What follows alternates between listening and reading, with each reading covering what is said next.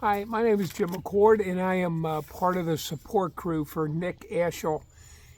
Nick Ashill is running across America, but it's quite a different journey than other cross-country runners have taken, and that's what I'm making this video for, to explain.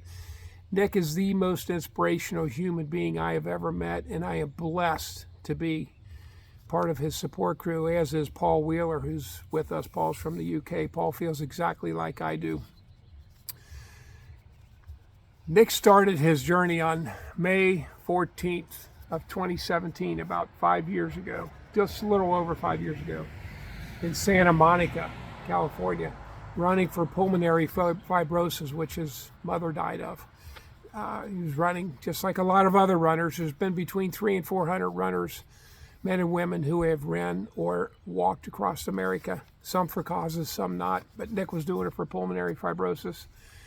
May 14th, 5 years ago, and on August 2nd, about 2.5 months later, right here 25 miles west of Columbus, Ohio, a hit-and-run pickup driver hit him.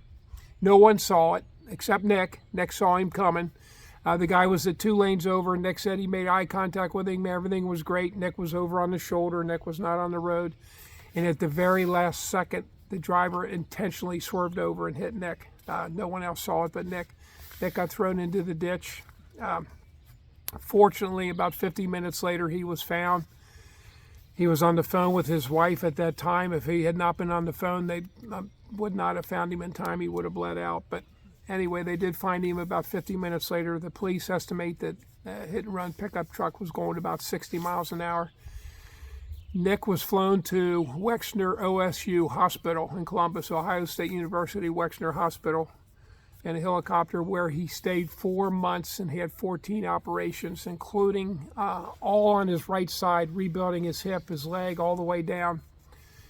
As you can imagine, being hit at 60 miles an hour in your hip when you're running. And he also had a colostomy bag. They had to rebuild that part of his body on the inside.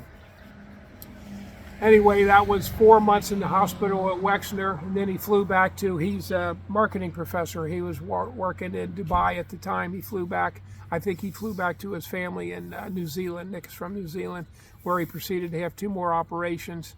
So 16 operations in all. And when Paul Wheeler and I met with Nick in the hospital when he was back at OSU at Wexner, Nick told us that even though they didn't know if he'd ever run again, the surgeons said they'd do all they could. I think there were 5 or 6 surgeons that operated on Nick over that 4-month period. Nick said, "I will run again, and when I am in shape, I'm going to run from the ditch I got hit to Coney Island in New York," which is what his plans were. So anyway, that's when he told Paul Wheeler and me that, we decided that we would be a support crew, and we're just blessed and honored to do that. But imagine, Nick is running 33 to 36 miles a day, every single day, no rest days, from Columbus to Coney Island. And like I said, there's been a lot of runners that have run more distance than that, but they didn't go through 4 months in the hospital and a 60-mile-an-hour hit on their hip, where they were thrown dozens of feet into a ditch and have 16 operations. So what Nick is doing, it truly is superhuman. And NickRunsAmerica.org.nz is his website. You can follow him on Facebook. He has a page, Nick Runs America, Facebook page. But do anything you can just to follow him if you're looking for inspiration. I know I've never found anyone more inspirational in my life, and I've met a lot of super inspirational people. But what Nick's doing is superhuman in my mind, and watching him grind out these 33 to 36 miles a day is just, it's brutal, but it's so inspirational. NickRunsAmerica.org.nz, and follow him on Nick Runs America on Facebook. All right, support Nick if you can. You guys have a great day. Thanks for listening.